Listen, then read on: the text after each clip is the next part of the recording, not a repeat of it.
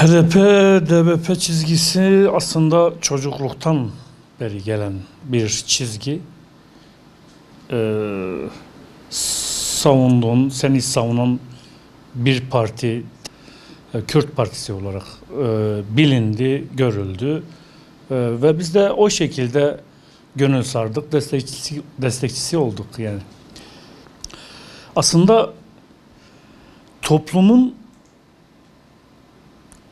nerelere gittiğini fark edince gençlerimizin, kadınlarımızın, erkeklerimizin gidişatını ben iyi görmediğim için, iyi bulmadığım için bir sanatçı olarak, bir Kürt sanatçısı olarak bunu dile getirmek zorundayım. Ben onu kendimde bir sorumluluk hissederek, yani ben toplumun çektiklerini, geleceklerini dile getirmek aslında benim kendime görev ve sorumluluk biliyorum ben. Aslında bu PKK'nın ideolojisinde olan bir şeydir, vardır yani. PKK işte ben kadınlara bu kadar işte özgürlük veriyorum, topluma, insanlara bu kadar özgürlük tanıyorum. Bunu aslında asıl yapan kendisidir tabii ki. Yani HDP'yi de o anlamda yönlendiren aslında tabii ki PKK'dır. Yani HDP'nin, DBP'nin yöneticileri aslında oradan gelip onlara aynı zamanda eğitim veriyorlar. Ve kadınları orada örgütleyip, kadınları orada özgürsünüz, hiç kimsenin namusu değilsiniz demesinde tabii ki onlar vardır yani. Kadınlara bu kadar özgürlük tanıyan herhalde o kadınlardan faydalanmak istemeleri de yatıyordur yani. Ve o özgürlük doğrultusunda o partide neler yaşandığını ben çok iyi biliyorum. Neler yaşandığını ben çok iyi biliyorum. Bu topluma aykırı olan şeylerdir. Sen eşini boşuyorsun kendisinden. Gel, biz senin arkandayız, senin yanındayız. Biz seni sahipleniriz mantığıyla gidiyorlar ve kadınları o şekilde oraya çekiyorlar, kandırıyorlar. Ama boşanan insanların ne durumlara düştüğünü de ben çok iyi biliyorum. Gerçekçi olmak gerekiyor, doğru olmak gerekiyor, dürüst olmak gerekiyor. Ve vicdanlı olmak gerekiyor. Bir insan, bir düşünce, bir ideoloji eğer o aileyi, o insanla, kendi insanlığı düşünüyorsa o aileye dağılmasına izin vermeyecek, müsaade etmeyecek, boşamayacak. Yapıcı olacak, barışçıl olacak. Ama ben onların barışçıl olmadığını, uzlaştırmadan uzak olduklarını gördüm. Ve gördükten sonra ben bunları halkımla, insanımla bunu paylaşmak zorundayım yani. Gençlerin uyuşturucu bataklığına, kızların uyuşturucu bataklığına, kadınların aynı şekilde fuhuş batağına sürülmesi, uyuşturucu batağına sürülmesi. Partide benim gibi böyle eşlerine el basan PKK'nın bir şeyi var. Kadın hareketi KEJA var. Bu KEJA resmen el basıyor. Eşlerin, yani kadınlara el basıyor ve bırakmıyor. Resmen onların beyinlerini yıkıyor. Ve gitmeyin, gelin biz buradayız. Sizi biz savunacağız. Biz sizin arkanızdayız. bu tür söylemlerle o kadınların boşatırıyorlar. Şimdi boşanan bir aile, onların eşleri, çocukları, ondan sonraki ben sonlarını gördüğüm için, ne duruma geldiklerini, düştüklerini gördüğüm için ben bir insan olarak, bir sanatçı olarak bunu dile getirmesem büyük, insanlığımdan büyük bir şey yapmış olurum. Ben nasıl böyle bir şeyi ben dile getirmem? Benim gibi yüzlerce insan var bu şekilde. Kadınları boşuyorsunuz. Özgürlük adı altında boşuyorsunuz. Ondan sonra ne yapıyorsunuz? Oradaki erkeklere ve yöneticilere muhtaç ediyorsunuz. Ve dışarıdaki başka erkeklere muhtaç ediyorsunuz. Yani eşinden, şimdi bir erkek eğer eşini aç bırakmıyorsa ve zulüm etmiyorsa, basit nedenlerden dolayı bunları kendi insanlarına, kendi Kürt ailelerine yapması ne kadar doğrudur? Bundan dolayı eğer benim öfkemi, benim bu rahatsızlığımı eğer almışlarsa, o yolu, davayı savunan bir insan olarak eğer ben yanlış görüyorsam, doğru görmüyorsam, bir sürü binlerce insan vardır. Ve herkes bunun bilincindedir. Ve bunu yaptıklarından dolayı kaybedeceklerini ben her zaman söyledim. Ya bu yanlışınızı düzeltirsiniz ya da her zaman kaybetmeye mahkum olacaksınız. Bunları dinlemeyen kim olursa olsun kaybetmeye mahkum olacaktır. Çünkü bunlar toplumu ilgilendiren meselelerdir. Toplumsal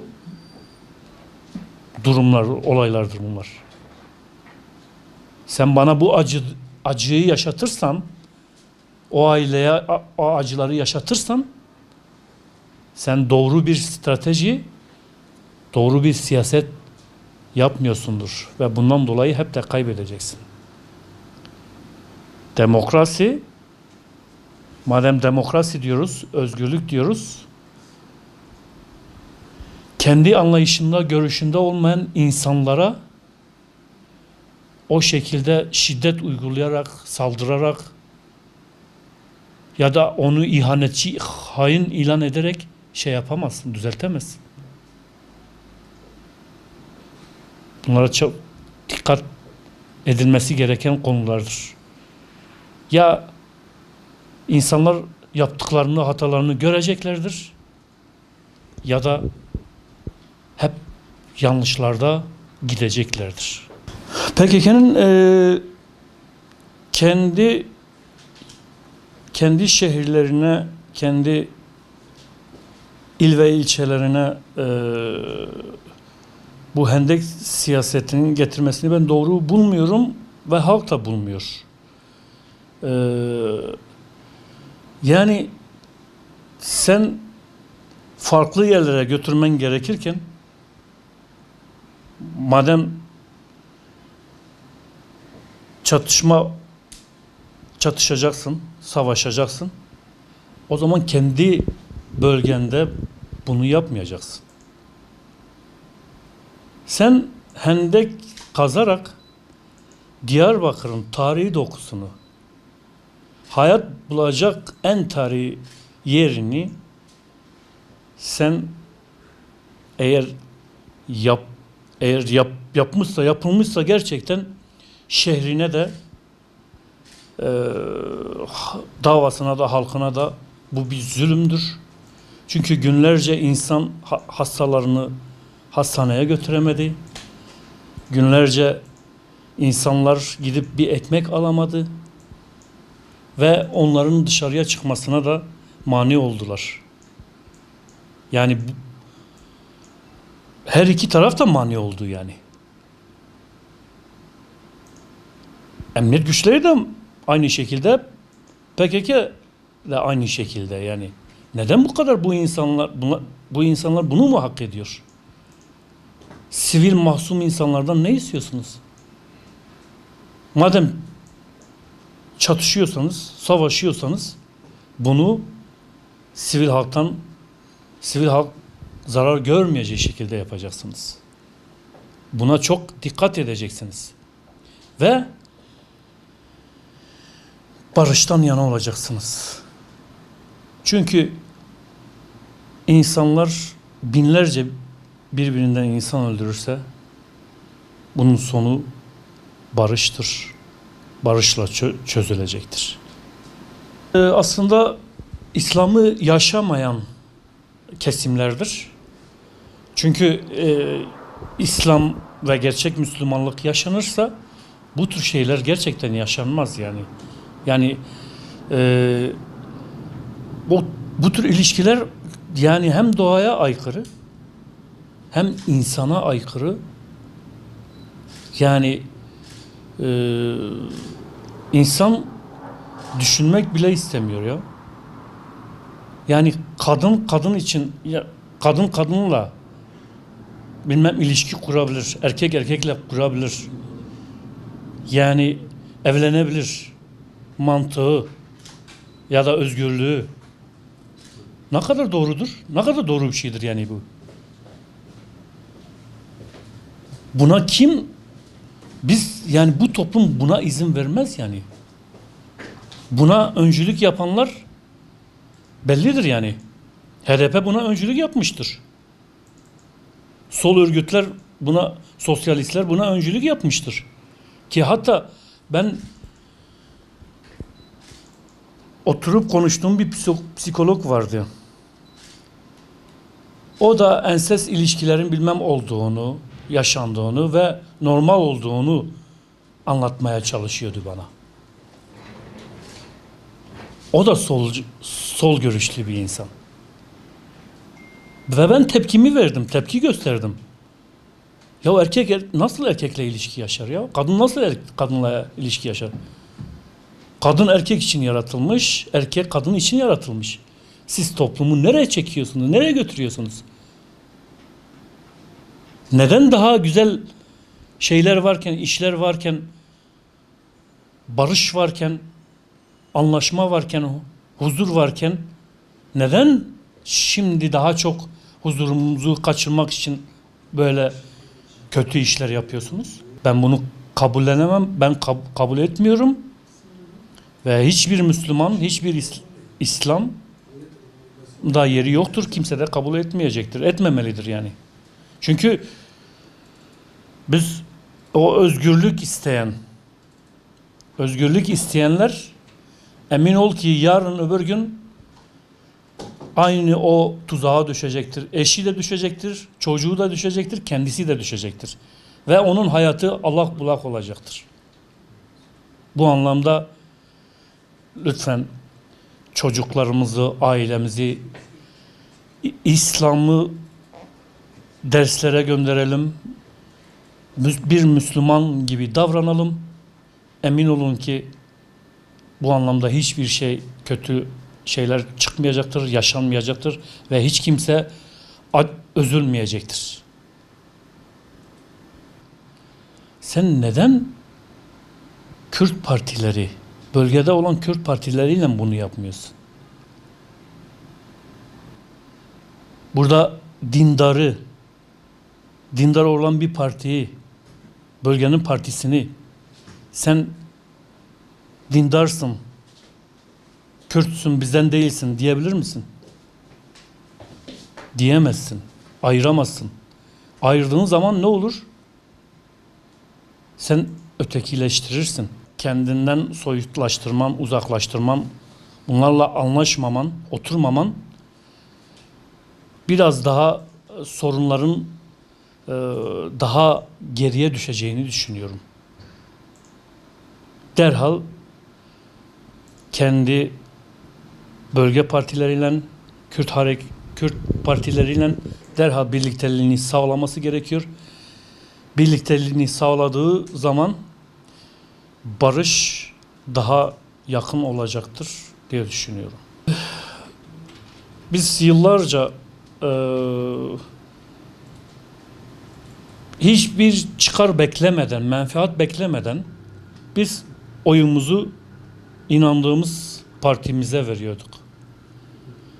Ama şimdi biz tamam verirken yıllarca hiç şeyi düşünmedik yani.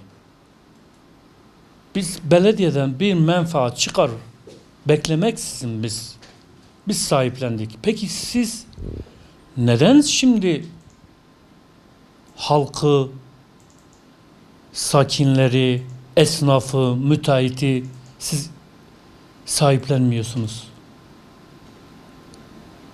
Ben ilk kazandığımız dönemde avukat ismini unuttum. Kim Osmanlı? İlk belediye başkanı. Feridun Çelik. Feridun Çelik kazanırken ve partimiz kazanırken çok mutlu olmuştuk. Ve ben eşimle beraber belediye başkanının girişini belediyenin önünde beklemiştik. Ve o dönemde biz o yasaklı olan Nevrozlarda bile biz oralara gidiyorduk, bilmem çatışıyorduk, bilmem her şeyi yaşamış, ben eşimle, çocuklarımla, ailemle beraber yaşamışız yani. Peki halk sahiplenirken siz ne yapıyorsunuz? Şu caddelerin haline bakın, şu sokakların haline bakın. Kadın özgürlüğü diyorsunuz. Kadın özgürlüğü diyorsunuz. Siz nice ailelerin canını yaktınız ve yakmışsınız. Yani şimdi bunlar yaşanırken müteahhitlerden bir sürü para isterken ruhsat için, şu bu için o müteahhitlerin sizden ne kadar şikayetçi olduğunu bilmiyorsunuz. Ve siz bunu şimdi iktidarınız döneminde bunları yapıyorsunuz. Yani fırsatı değerlendiriyorsunuz. Tamam, alabilirsiniz. Vermek isteyenden alırsınız.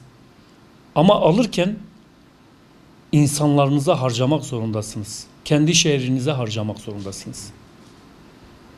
Bu şehrin neye ihtiyacı varsa, enerjiye ihtiyacı varsa enerjiye harcayacaksınız.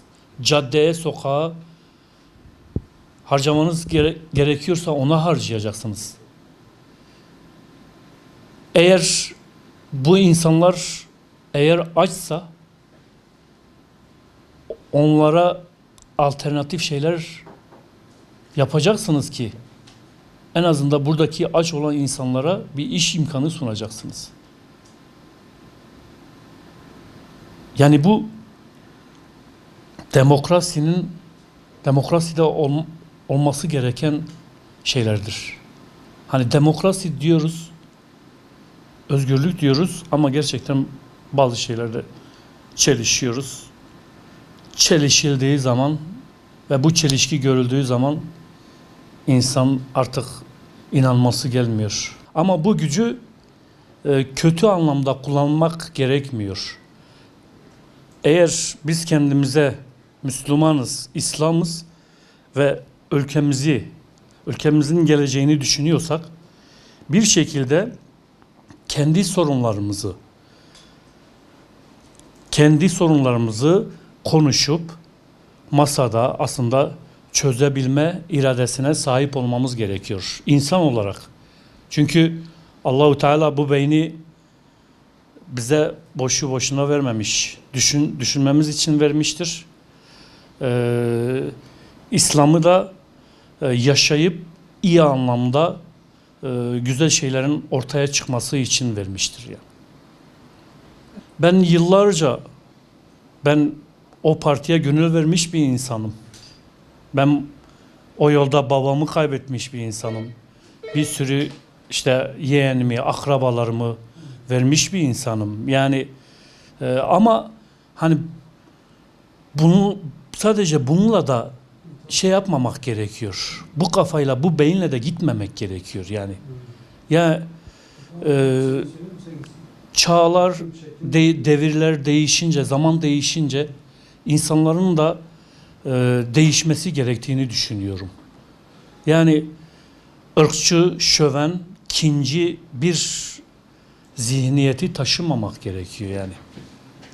Her zaman yani biliyorsunuz kan kanla temizlenmez yani.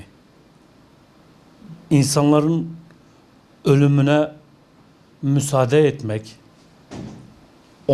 onların ölümüne aracı olmak, bazı insanların fuhuşa girmesine sebebiyet vermek, çocukların ölmesine sebebiyet vermek ki bu Kürt davası çocuklara mı kalmış? Yani şimdi 12, 10, 11, 12, 13, 14, 15 yaşlarında çocuklar sürülüyor ve öldürülüyor. Sizce burada kim suçlu? Onları sokaklara sürenler mi suçlu? Yoksa öldürenler? Yani bunları biraz iyi hesaplamak gerekiyor, iyi düşünmek gerekiyor. Kürt davası çocuklara kalmamış ve bu tür sorunlar konuşularak aşılacak sorunlardır. Yeter ki kardeş gibi, birbirimizi kardeş gibi görelim, kinci olmayalım, savaşın görleşmesine sebebiyet vermeyelim. Her zaman barışçı olalım. Yani ben küçüklüğümden beri hep bu şiddetle büyüdüm. Hep bu huzursuzluk içinde büyüdük. Bir türlü yani kangreleşen, çözülmeyen sanki bir hastalık gibi görünüyor ama lütfen herkes sağduyulu davransın, sağduyulu olsun. Bunu hem tüm partilerimizden, Kürt insanımızdan hem de devlet yönetiminden bunu bekliyorum. Bu savaşı lütfen masaya oturarak çözümünü sağlayalım. Savaşsız bir dünya yaratalım.